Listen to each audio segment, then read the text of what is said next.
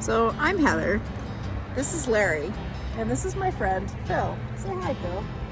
And we're out today. We're two people, and we've gone through the online dating realm, and we actually met on Tinder, no lie. And the funniest part about this is that we actually became really good friends. And the funniest part about this whole thing is that I grew up in a small town. He grew up in a small town, and then the small town that I grew up in, he later lived in. And so we know a lot of the same people. But throughout this, we have become friends, and we share dating stories. And so today we were just out for a walk because Larry needed to go out for a walk. And we were talking about dating stories. Idiot, come here. Well, as you can tell, that's his real viewpoint. Tell us how you really feel. Stupid dog. Come on, Larry. Anyway. Larry, come. So, we've been in the dating realm for a little bit now. I'm now in a committed full-on relationship, and it feels pretty good. And I'm very happy. But in the meantime, we're going to have real life, real stories about dating. So, Phil, what should our conversation be about? What's the most recent one you've gone through? Oh my goodness. The most recent? Yeah, the most recent.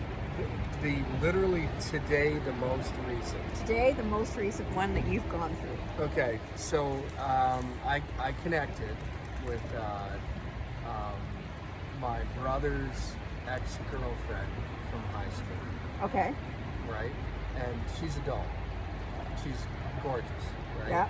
And lives up in Edmonton. Awesome chick. And we talked for 2 hours. Yep. And we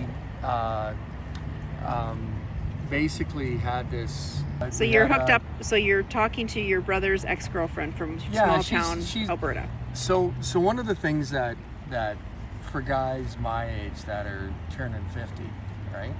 This is one of the things that I talked to her about today, is that I'm not attracted, and you and I have talked about this before. Yeah. I'm not attracted to women that, well, I'm attracted. I shouldn't say that. That's the wrong term. But I'm not attracted to women that have, have a bunch of baggage. Right. Like kids and, different things. And I shouldn't just, I'd be willing to do it, but so. You're past that point, though.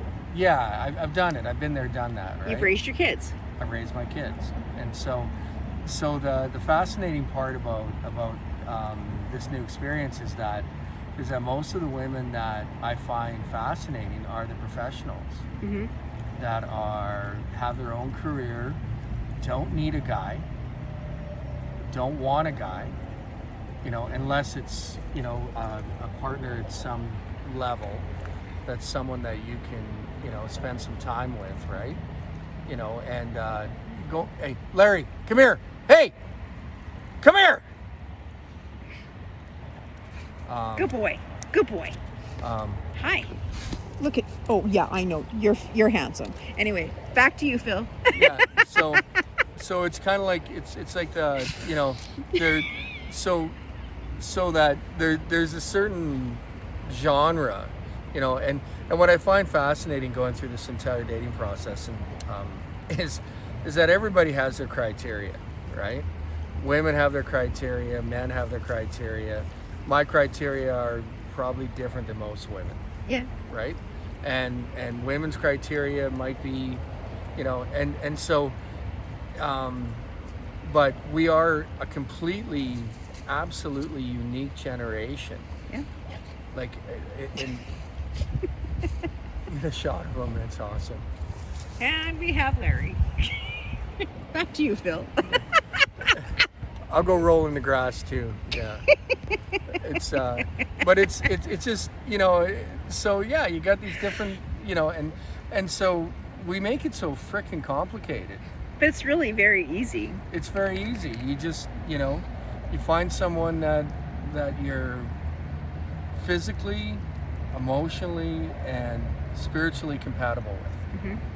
I mean, and do that, and you know, I mean, for me, one of the things that's important to me is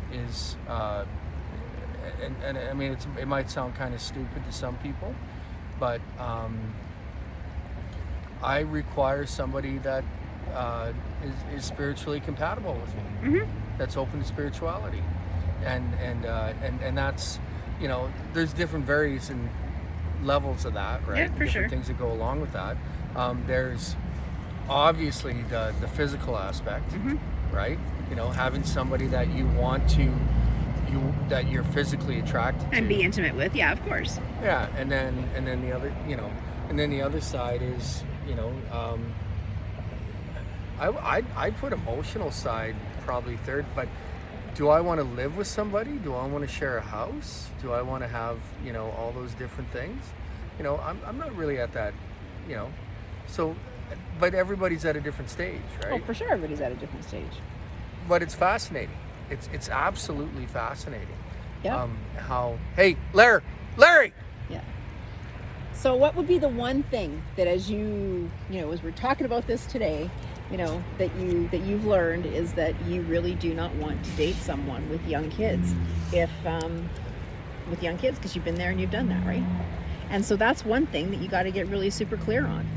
Yeah, and the hard part about that part is that the women that are 45 to, you know, like, It's beautiful scenery down here, isn't it it? is awesome. Larry, come here, honey. The women that had children later in life, you know, like they have 12 and 8 and 10-year-olds and everything else, they're gorgeous. Yeah. But on the flip side of that, though, it's like I'm going to be 51 on Friday, and you're 49. Yeah. And the thing is that for me, it's if I go younger, I run into that same thing. Or people with the same age, they had men younger, or they had, you know, their kids later in life, and See, sure I can enough, get kisses anytime I want to. yeah. And you know, and it's the same Jesus, thing. dog. Or who needs a guy or who needs a girl when he's got Larry? When you got a fucking big stud. Yeah. Anyway, so you heard it here first today.